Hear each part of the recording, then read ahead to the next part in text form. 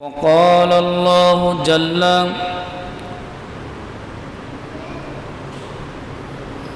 قد نرى تقلب وجهك في السماء فلنولينك قبلة ترضاها فول وجهك شطر المسجد الحرام.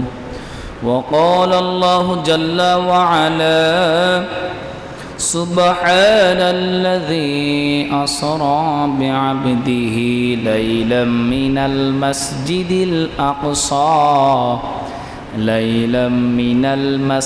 الأقصى الذي باركنا من المسجد الحرام إلى المسجد الأقصى الذي باركنا حوله لنريه من آياتنا إنه هو السميع البصير. صدق الله العلي العظيم. وقال رسول الله صلى الله عليه وسلم لا تزال طائفة من أمتي يقاتلون على الحق ظاهرين إلى اليوم القيامة أو كما قال عليه الصلاة والسلام. وقال رسول الله صلى الله عليه وسلم لا يضرهم خلقهم حتى يأتي أمر الله وهم ظاهرون على الناس أو كما قال عليه الصلاة والسلام. وقال تعالى في شان حبيبه إن الله ملائكته يصلون على النبي يا أيها الذين آمنوا صلوا عليه وسلموا تسليما. زبان كل اللهم صل على محمد وعلى آل محمد كما صليت على إبراهيم وعلى آل إبراهيم إنك حميد مجيد. زبان كل محبة الشتي اللهم بارك على محمد وعلى آل محمد كما باركت على إبراهيم وعلى آل إبراهيم إنك حميد مجيد.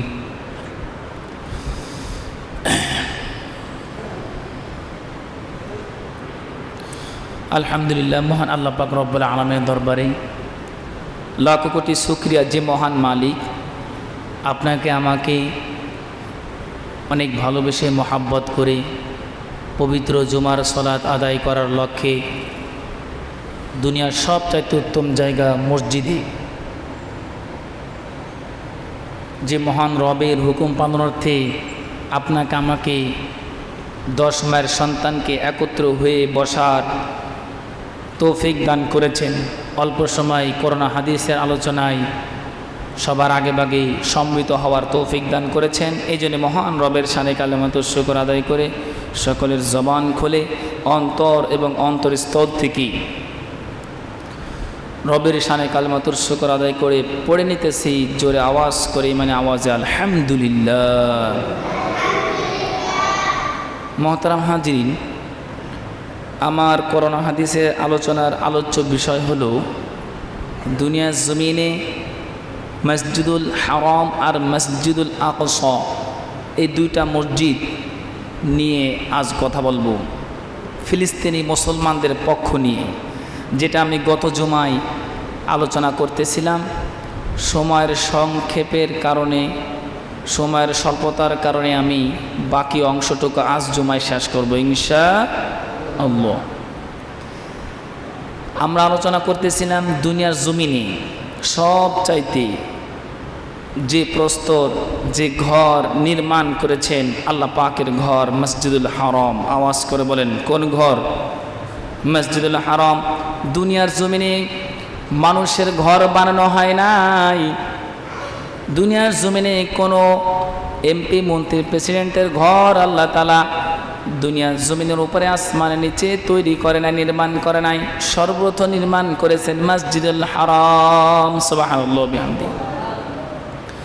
মসজিদুল হারাম, এই মসজিদকে আল্লাহ পাক নির্মাণ করেছেন কোনো মানুষের দ্বারা, কোনো জিনের দ্বারা, কোনো মাখলুকাতের দ্বারা সৃষ্টি নির্মাণ করেন নাই। নির্মাণ করা হয়েছে আল্লাহ পাকের রহমতের ফেরেশতা দিয়ে। সুবহানাল্লাহ বিহামদি। এই বিষয়ে আল্লাহ পাক রব্বুল আলামিন সূরাতুল আল ইমরানের ভিতর 3 নম্বর সূরা, সূরাতুল আল ইমরান, আল্লাহ পাক রব্বুল আলামিন কত সুন্দর করে আলোচনা করেছেন। ইন্না আউওয়ালা বাইতি উদিআ লিন-নাসি লাল্লাযী বিবাক্কাতা মুবারাকাও ওয়া হুদাল লিল আলামিন। আল্লাহ পাক বলছেন, আল্লাহর এই দুনিয়ায় আসমানের নিচে জমিনের উপরে সর্বপ্রথম যে ঘর মানুষের জন্য বানানো হয়েছে সেটা কোথায় বানানো হয়েছে? লাল্লাযী বিবাক্কাতা মুবারাকাও ওয়া হুদাল লিল আলামিন। সেটা হলো মক্কায়। মক্কা নগরীতে আল্লাহ তাআলা মানুষের জন্য সর্বপ্রথম যে ঘর নির্মাণ করেছেন সেই ঘরটা নির্মাণ করেছেন আল্লাহ পাকের রহমতের ফেরেশতা দিয়ে। এই ঘর নির্মাণ করার কারণ হলো লাল্লাযী বিবাক্কাতা মুবারাকাও ওয়া হুদাল লিল আলামিন। গোটা তামাম দুনিয়া মানুষের হেদায়েতের কেন্দ্রস্থল যিনি করেছেন তিনি কে? আওয়াজ করে বলেন তিনি কে? আল্লাহ পাক। আমার কথা কি বুঝতেছেন সবাই? তাহলে সর্বপ্রথম আল্লাহ পাক নির্মাণ করেছেন মানুষের জন্য যে ঘর সেটা হলো বাইতুল্লাহ, কাবা ঘর, মসজিদুল হারাম। আমার ভাইয়েরা আমার, এরপরে যদি বলতে পারেন হুজুর তাহলে দ্বিতীয় নাম্বার মসজিদ কোনটা? দ্বিতীয় মসজিদের কথা যদি আমার আপনার জানতে হয় তাহলে সূরাতুল বনি ইসরাঈল, যেই সূরার আরেকটা নাম হলো ইসরাঈল, 15 পারার 17 নম্বর সূরা, 15 পারার 1 নম্বর পৃষ্ঠার মধ্যে আল্লাহ পাক এই দুইটা মসজিদের কথা, সবচেয়ে মজার ব্যাপার হলো দুইটা মসজিদের কথা এক আয়াতের মধ্যে বলে দিয়েছেন। সুবহানাল্লাহ বিহামদি। মাদারীপুর, কালকিনি, মাগুরা জেলা ভোলা কোনো মসজিদের কথা কি বলছে? বাইতুল মুকাররম জাতীয় মসজিদের কথা বলছে না, মাত্র দুইটা মসজিদের কথা বলছে, যেখান থেকে আমি আলোচনা শেষ করছিলাম গত জুমায়। এরপর থেকে ইনশাআল্লাহ আমি আলোচনা শুরু করব। এই দুইটা মসজিদের কথা আল্লাহ পাক বলেন 15 পারার 1 নম্বর পৃষ্ঠার মধ্যে। যাদের মুখস্থ আছে আমার সঙ্গে পড়েন, সুবহানাল্লাযী আসরা বিআবদিহি লাইলাম মিনাল মাসজিদিল হারামি ইলাল মাসজিদিল আকসা মিনাল ইলাল মাসজিদিল আকসাল্লাযী বারাকনা হাওলাহু লিনুরিয়াহু মিন আয়াতিনা ইন্নাহু হুয়াস সামিউল বাসীর। সুবহানাল্লাযী আসরা বিআবদিহি লাইলাম মিনাল মাসজিদিল হারাম ইলাল মাসজিদিল আকসা। মহান সেই পবিত্র সত্তা যিনি তার বান্দাকে রাতের বেলায় ভ্রমণ করেছেন, সফর করিয়েছেন মসজিদুল হারাম থেকে মসজিদুল আকসা পর্যন্ত। মসজিদুল আকসা যেটা বর্তমান ফিলিস্তিনে অবস্থিত, এই মসজিদুল আকসা আমাদের কাছে কেন এত ভালোবাসা, কেন এত গুরুত্ব, কেন আমাদের কাছে এত তাৎপর্যপূর্ণ? কারণ হলো এই মসজিদুল আকসা হলো দুনিয়ার জমিনে মুসলমানদের প্রথম কিবলা। সুবহানাল্লাহ, বাড়ি থেকে বলবেন আর জোরে বলেন না সুবহানাল্লাহ বিহামদি। মুসলমানদের প্রথম কিবলা বাইতুল মুকাদ্দাস, বাইতুল আকসা। মসজিদুল হারাম বর্তমানে আমরা কিবলা বানায়া নামাজ আদায় করতেছি। একজন সাহাবী আবু যর গিফারি রাদিয়াল্লাহু তাআলা আনহু নবীজিকে জিজ্ঞাসা করতেছেন, ওয়াকালান সাহাবী জিজ্ঞাসা করতেছেন, ইয়া রাসূলুল্লাহ, হাবিবাল্লাহ, আইয়ু মাসজিদিন উদিয়া ফিল আরদি আওয়ালান, ও নবী, ইয়া রাসূলুল্লাহ, ইয়া হাবিবাল্লাহ, ও নবীজি, সর্বপ্রথম দুনিয়ার জমিনে কোন মসজিদ নির্মাণ করা হয়েছে? শুনতেছেন সবাই? আবু দার গিফারি রাদিয়াল্লাহু তাআলা বলতেছেন, সর্বপ্রথম কোন মসজিদ নির্মাণ করা হয়েছে? এবার নবীজি নবীজি বর্ণাকারী সাহাবীর প্রশ্নের উত্তরে জবাব দিতেছেন নবীজি বলতেছেন, ও সাহাবী, শুনে রাখো, দুনিয়ার জমিনে সর্বপ্রথম যে মসজিদ নির্মাণ করা হয়েছে সেটা হলো মসজিদুল হারাম, বাইতুল্লাহ, কাবা ঘর। সুবহানাল্লাহ পড়েন। তাহলে হাদিস থেকে আপনি জানতে পারলাম দুনিয়ার জমিনে সর্বপ্রথম ঘর নির্মাণ হয়েছে মসজিদুল হারাম। এবার আসেন, সাহাবী আবার বর্ণাকারী সাহাবী পাল্টা প্রশ্ন করলেন, ইয়া রাসূলুল্লাহ, ইয়া হাবিবাল্লাহ, দ্বিতীয় কোন মসজিদ নির্মাণ করা হয়েছে? মাদারীপুর কালকিনি কোন মসজিদের কথা বলছেনি? বাংলাদেশের জাতীয় মসজিদ বাইতুল মুকাররমের কোন কথা বলছে? কোন মসজিদের কথা বলছে? বাইতুল আকসা, মসজিদুল আকসা, বাইতুল মুকাদ্দাস যেটাকে আমরা বলি। নবীজি বলতেছেন, সাহাবী যখন এই কথা বলল, সুম্মা আই, তারপরে কোন মসজিদ? এবার নবীজি উত্তর দিতেছেন, দ্বিতীয় মসজিদ হলো বাইতুল মুকাদ্দাস। দ্বিতীয় মসজিদ কোনটা বলেন তো সবাই? বাইতুল মুকাদ্দাস। এবার সাহাবী বলতেছেন, ইয়া রাসূলুল্লাহ, হাবিবাল্লাহ, কাম কানা বাইনা, এই দুই মসজিদ নির্মাণ করার কতটুকু সময়, মসজিদুল হারাম নির্মাণ করার কত বছর ব্যবধানের পর মসজিদুল আকসা নির্মাণ করা হয়েছে? এবার নবীজি উত্তর দিতেছেন, সালাসুনা আরবাউনা। নবীজি বলতেছেন যে 40 বছর পর মসজিদুল হারাম নির্মাণ করার 40 বছর পর মসজিদুল আকসা নির্মাণ করা হয়েছে। সুবহানাল্লাহ বিহামদিহি। তাহলে এই মসজিদুল হারাম নির্মাণ করার 40 বছর পর হলো এই বাইতুল আকসা, মসজিদুল আকসা, বর্তমান ফিলিস্তিনে যেটা অবস্থিত। ফিলিস্তিনি মুসলমানদের উপর যেরকম নির্যাতন চলতেছে, শুনতেছিলেন না সবাই? কি পরিমাণ নির্যাতন! এই ইয়াহুদি বনি ইসরায়েলের বর্বরতাকে আমরা ভয় পাই না, মার্কিন যুক্তরাষ্ট্রের বর্বরতাকে আমরা ভয় পাই না, ইসরায়েলের বর্বরতাকে আমরা ভয় পাই না, আমরা ভয় পাই আল্লাহকে। আওয়াজ করবেন, আমরা কাকে ভয় পাই? আমরা ভয় পাই আল্লাহকে।